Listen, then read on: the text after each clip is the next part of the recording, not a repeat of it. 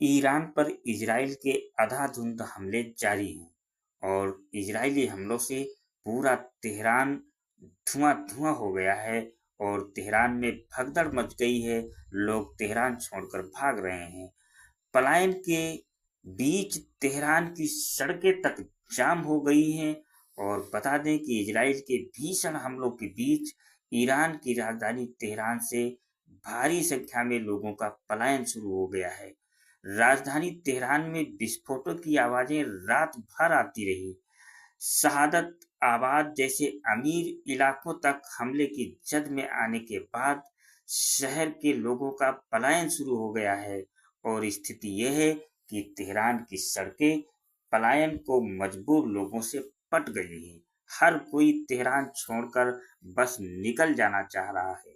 Israel की तरफ से की जा रही जबरदस्त बमबारी से लोग डरे हुए हैं और तेहरान की सुरंगों तहखानों में छिपने के लिए विवश हैं।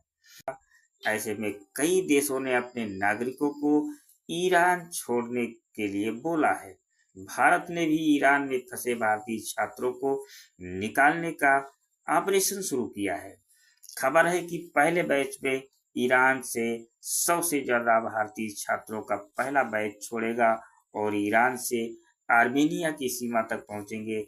फिर आर्मेनिया से छात्रों को फ्लाइट के जरिए भारत लाया जाएगा।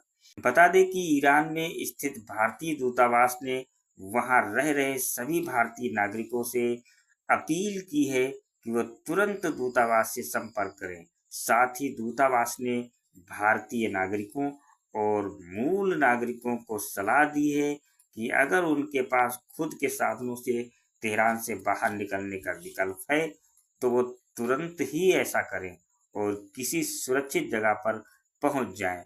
तेहरान में मौजूद भारतीय दूतावास ने 3 इमरजेंसी नंबर भी जारी किए हैं जिन पर कॉल करके छात्र और नागरिक मदद ले सकते हैं। एक आंकड़े के मुताबिक ईरान में करीब 10,765 भारतीय हैं जिनमें करीब 1,500 विद्यार्थी और ज्यादातर लोग कारोबारी और शिक्षाविद हैं। ईरान के जादेहान और तेहरान में सबसे ज्यादा भारतीय रहते हैं। युद्ध के बीच तेहरान को खाली करने के सोशल मीडिया पर कई वीडियो वायरल हुए हैं। इसमें लोग तेहरान से ईरान से तुर्की भागने की कोशिश कर रहे हैं और बॉर्डर का इलाका गाड़ियों से पटा पड़ा है। तेहरान में लोगों के सामने चैलेंज इजराइल के हमलों से बचने की ही नहीं है बल्कि पूरे तेहरान में लोगों के सामने अब खाने पीने का संकट भी खड़ा हो गया है। तेहरान में फिलहाल दुकानें बंद हैं, बाजार सूने पड़े हैं और ऑफिस जाने से लोग बच रहे हैं।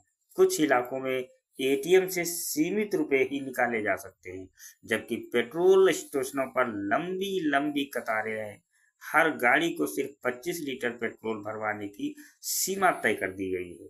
ईरान की राजधानी तेहरान से भागने की कोशिश में कई लोग फंस गए हैं। वहीं न्यूज एजेंसी एपी के अनुसार ईरानी हवाई क्षेत्र बंद होने और टैक्सी न मिलने की वजह से लोग बॉर्डर तक नहीं पहुंच पा रहे हैं।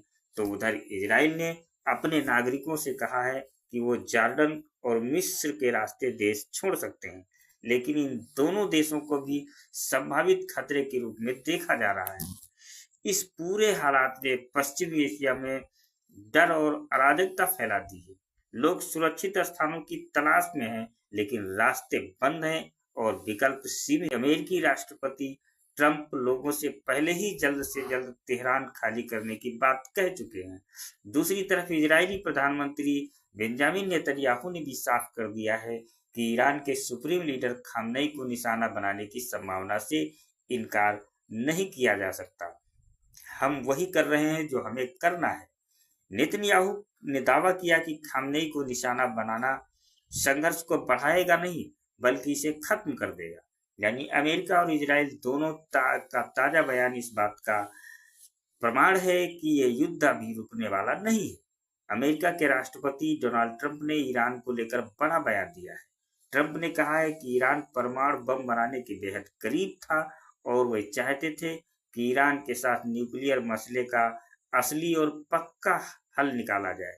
उन्होंने इशारा किया कि वो वाशिंगटन डीसी लौटने के बाद विटकॉफ या वैस को ईरान से बात करने के लिए भेज सकते हैं। साथ ही ट्रंप ने कहा कि ईरान बहुत करीब है न्यूक्लियर हथियार बनाने के, और उन्होंने ये भी जताया कि इजराइल ईरान पर अपने हमले रोकने वाला नहीं है। जाहिर है कि डोनाल्ड ट्रंप ने एक तरह से ये संकेत दे दिया है कि अगर ईरान अमेरिका की शर्तों पर परमाणु डील नहीं करता तो इजराइल के हमले ईरान पर रुकने वाले नहीं हैं।